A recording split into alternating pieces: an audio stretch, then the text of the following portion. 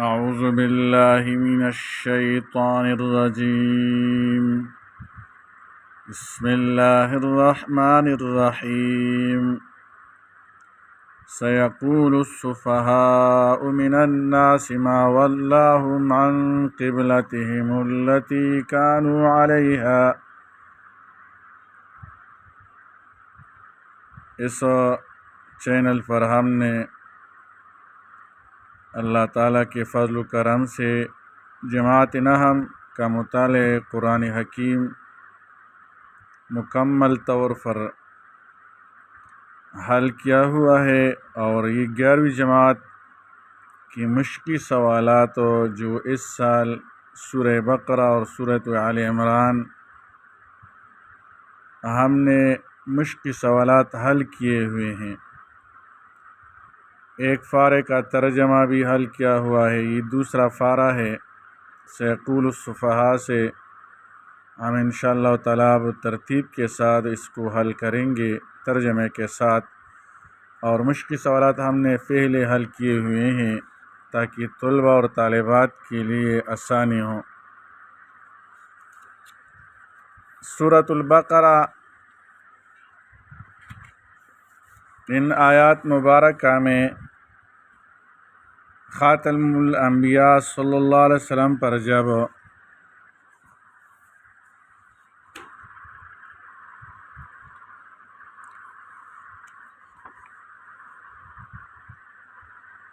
خاتم الانبیاء صلی اللہ علیہ وسلم پر جب نماز فرض کی گئی تو بقول بعض علماء ابتداءً آپ صلی اللہ علیہ وسلم کا قبلہ آپ صلی اللہ علیہ وسلم کے جد امجد حضرت ابراہیم علیہ السلام کا قبلہ یعنی خانہ کعبہ ہی قرار دیا گیا۔ مکہ مکرمہ سے ہجرت کرنے اور مدینہ طیبہ میں قیام کرنے کے بعد، اور بعض روایت کے اعتبار سے ہجرت مدینہ سے کچھ پہلے، آپ صلی اللہ علیہ وسلم کو اللہ تعالیٰ کی طرف سے یہ حکم ہوا کہ آپ صلی اللہ علیہ وسلم بیت المقدس کو اپنا قبلہ بنائیے۔ صحیح بخاری کی روایت کے مطابق حضور صلی اللہ علیہ وسلم نے 16-17 مہینے بیت المقدس کی طرف نماز ادا فرمائی۔ مسجد نبوی میں آج تک اس کی علامات موجود ہیں، جہاں کھڑے ہو کر آپ صلی اللہ علیہ وسلم نے بیت المقدس کی طرف نمازیں ادا فرمائی تھی۔ اللہ تعالیٰ کی حکم کی تعمیل کے لیے تو سید الرسول سرتاپ اطاعت تھے، اور حکم خداوندی کے مطابق نماز میں بیت المقدس کی طرف ادا فرما رہے تھے، لیکن آپ صلی اللہ علیہ وسلم کی طبعی رغبت اور دلی خواہش یہی تھی کہ آپ صلی اللہ علیہ وسلم کا قبلہ پھر وہی حضرت آدم علیہ السلام حضرت ابراہیم علیہ السلام کا قبلہ قرار دے دیا جائے، اور چونکہ عادت اللہ یہی ہے کہ وہ اپنے مقبول بندوں کی مراد اور خواہش و رغبت کو پورا فرماتے ہیں۔ حضور صلی اللہ علیہ وسلم کو بھی یہ امید تھی کہ آپ صلی اللہ علیہ وسلم کی تمنا پوری کی جائے گی، اور اس لیے انتظار وحی میں آپ صلی اللہ علیہ وسلم بار بار آسمان کی طرف نظریں اٹھا کر دیکھتے تھے۔ اس کا بیان بھی اس صورت میں ہے، قد نرى تقلب وجهك في السماء کے ساتھ اس کا بیان بھی ہے۔ بہرحال ہجرت مدینہ سے 16-17 مہینے بعد پھر آپ صلی اللہ علیہ وسلم کا اور مسلمانوں کا قبلہ بیت اللہ کو بنایا گیا۔ اس پر یہود اور بعض مشرکین اور منافقین حضور صلی اللہ علیہ وسلم اور صحابہ کرام پر اعتراض کرنے لگے کہ ان کے دین کا بھی کوئی ٹھکانہ نہیں، ان کا قبلہ بھی روز روز بدلتا رہتا ہے۔ قرآن کریم نے ان کا یہ اعتراض آیت مذکورہ میں نقل فرمایا، مگر ساتھ ہی عنوان یہ رہا کہ بے وقوف لوگ یہ اعتراض کرتے ہیں، اور ان کی بے وقوفی اور اس جواب سے واضح ہو گئی جو اس کے بعد ذکر فرمایا گیا ہے، اور ان کی بے وقوفی اس جواب سے واضح ہو گئی جو اس کے بعد ذکر فرمایا گیا ہے۔ ارشاد باری ہے، قل للہ المشرق والمغرب یہدی من یشاء الی صراط مستقیم۔ سیقول السفہاء ان قریب لوگوں میں سے کچھ احمد کہیں گے، من الناس لوگوں میں سے، ما ولاہم کہ کس چیز نے ان مسلمانوں کو ان کے اس قبلہ سے پھیر دیا، عن قبلتہم التی، ان قبلہ سے پھیر دیا، کانوا علیہا، جس پر وہ اب تک تھے۔ قل للہ المشرق والمغرب، آپ صلی اللہ علیہ وسلم فرما دیجئے مشرق اور مغرب اللہ ہی کے لیے ہیں۔ یہدی من یشاء الی صراط مستقیم، وہ جس کو چاہتا ہے سیدھے راستہ کی طرف ہدایت عطا فرماتا ہے۔ اس میں استقبال قبلہ کی حقیقت کو واضح فرما دیا کہ کعبہ اور بیت المقدس کی کوئی خصوصیت بجز اس کے نہیں کہ حکم ربانی نے ان کو کوئی امتیاز دے کر قبلہ بنا دیا۔ وہ اگر چاہے تو ان دونوں کے علاوہ کسی تیسری چوتھی چیز کو بھی قبلہ بنا سکتے ہیں، پھر جس کو قبلہ بنا دیا گیا اس کی طرف رخ کرنے میں جو کچھ فضیلت اور ثواب ہے، اس کی روح حکم خداوندی کی اطاعت کے سوا کچھ نہیں، جو بانی کعبہ حضرت ابراہیم علیہ السلام کی ملت کا بنیادی اصول ہے۔ اور اس لیے دوسری آیت میں اور زیادہ واضح فرمایا، لیس البر ان تولوا وجوہکم قبل المشرق والمغرب،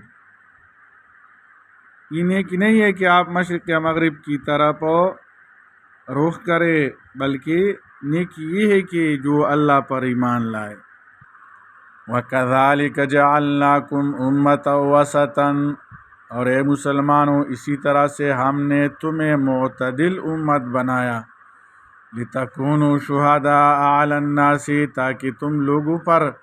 گواہ ہو جاؤ، وَيَكُونَ الرَّسُولُ عَلَيْكُمْ شَهِيدًا، اور رسول اللہ صلی اللہ علیہ وسلم تم پر گواہ ہو۔ لفظ وسط بمعنی اوسط ہے، اور خیر الامور اور افضل الاشیاء کو وسط کہا جاتا ہے۔ ابو سعید خدری رضی اللہ عنہ حضور صلی اللہ علیہ وسلم سے لفظ وسط کی تفسیر عادل سے کی گئی ہے، جو بہترین کے معنی میں ہے۔ اس آیت میں امت محمدیہ صلی اللہ علیہ وسلم کی ایک امتیازی فضیلت و خصوصیت کا ذکر ہے کہ وہ ایک معتدل امت بنائی گئی، جس کے نتیجے میں ان کو میدان محشر میں یہ امتیاز حاصل ہوگا کہ سارے انبیاء کرام کی امتیں جب اپنے انبیاء کی ہدایت اور تبلیغ سے مکر جائے گی اور ان کو جھٹلا کر یہ کہیں گے کہ ہمارے پاس نہ کوئی کتاب آئی، نہ کسی نبی نے ہمیں کوئی ہدایت کی، اس وقت امت محمدیہ کی طرف سے گواہی میں پیش ہوگی اور یہ شہادت دے گی کہ انبیاء کرام نے ہر زمانے میں اللہ کی طرف سے لائی ہوئی ہدایت ان کو پہنچائی اور ان کو صحیح راستہ پر لانے کی مقدور بر پوری کوشش کی۔ مدعا علیہم امت محمدیہ کی گواہی پر یہ جرح کرے گی کہ اس امت محمدیہ کا تو ہمارے زمانے میں وجود بھی نہ تھا، اس کو ہمارے معاملات کی کیا خبر، اس کی گواہی ہمارے مقابلے میں کیسے قبول کی جا سکتی ہے۔ امت محمدیہ اس جرح کا یہ جواب دے گی کہ بے شک ہم اس وقت موجود نہ تھے، مگر ان کے واقعات و حالات کی خبر ہمیں ایک صادق و مصدوق رسول نے اور اللہ کی کتاب نے دی ہے، جس پر ہم ایمان لائے اور ان کی خبر کو اپنے معائنہ سے زیادہ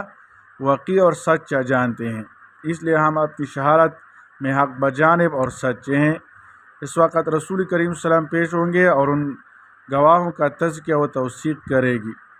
کریں گے کہ بے شک انہوں نے جو کچھ کہا ہے وہ صحیح ہے، اللہ تعالیٰ کی کتاب اور میری تعلیم کے ذریعے ان کو یہ صحیح حالات معلوم ہوئے۔ وَمَا جَعَلْنَا الْقِبْلَةَ الَّتِي كُنْتَ عَلَيْهَا،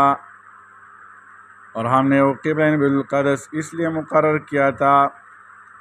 كُنْتَ عَلَيْهَا، جس پر آپ سلم اب تک تھے، إِلَّا لِنَعْلَمَ مَن يَتَّبِعُ الرَّسُولَ، تاکہ ہم ظاہر کر دے کہ وہ کون رسول کی پیروی کرتا ہے، مِمَّن يَنقَلِبُ عَلَىٰ عَقِبَيْهِ، اس کے مقابلہ میں جو الٹے قدم پھر جاتا ہے۔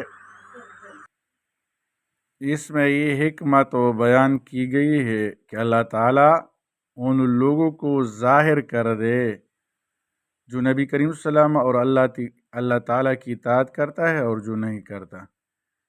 وَإِن كَانَتْ لَكَبِيرَةً إِلَّا عَلَى الَّذِينَ هَدَى اللَّهُ، اور یقیناً وہ بہت باری حکم تھا، سوائے الا علی الذین ھدی اللہ، سوائے ان لوگوں کے جنہیں اللہ نے ہدایت عطا فرمائی۔ وما کان اللہ لیضیع ایمانکم، اور اللہ تمہارا دین ایمان ضائع نہیں کرے گا۔ ان اللہ بالناس لرؤوف الرحیم، بے شک اللہ لوگوں پر بہت شفقت فرمانے والا، نہایت رحم فرمانے والا ہے۔ وما کان اللہ لیضیع ایمانکم، یہاں اگر ایمان سے مراد اس کے معروف معنی لیے جائے تو مطلب آیت کا یہ ہے کہ تحویل قبلہ پر جو بعض بیوقوف لوگوں کو یہ خیال پیدا ہوا کہ یہ دین سے منحرف ہو گئے اور ان کا ایمان ہی ضائع ہوگا، اس کا جواب دیا کہ اللہ تعالیٰ تمہارے ایمان کو ضائع کرنے والا نہیں، بیوقوف لوگوں کے کہنے پر کان نہ دھرے۔ اور بعض روایت حدیث اور اقوال سلف میں اس جگہ ایمان کی تفسیر نماز سے کی گئی ہے، اور معنی یہ ہے کہ جو نماز سابق قبلہ بیت المقدس کی طرف پڑھی گئی ہیں، اللہ تعالیٰ ان کو ضائع کرنے والا نہیں، وہ تو صحیح و مقبول ہو چکی۔ تحویل قبلہ کے حکم کا پچھلی نمازوں پر کوئی اثر نہیں ہوگا۔ صحیح بخاری میں بروایت ابن عازب اور ترمذی میں بروایت ابن عباس رضی اللہ عنہما منقول ہے کہ جب رسول اللہ صلی اللہ علیہ وسلم کا قبلہ بیت اللہ کو بنا دیا گیا تو لوگوں نے سوال کیا کہ جو مسلمان اس عرصہ میں انتقال کر گئے جب کہ نماز بیت المقدس کی طرف ہوا کرتی تھی اور بیت اللہ کی طرف نماز پڑھنا ان کو نصیب نہیں ہوا، ان کا کیا حال ہوگا؟ اس پر یہ آیت نازل ہوئی جس میں نماز کو ایمان کے لفظ سے تعبیر کر کے واضح کر دیا کہ ان کی نمازیں سب صحیح و مقبول ہو چکی ہے، ان کے معاملہ میں تحویل قبلہ کا کوئی اثر نہیں پڑے گا۔ اللہ تعالیٰ عمل کرنے کی توفیق عطا فرمائے۔ صلی اللہ تعالیٰ علی خیر خلقہ محمد و آلہ و اصحابہ اجمعین برحمتک یا ارحم۔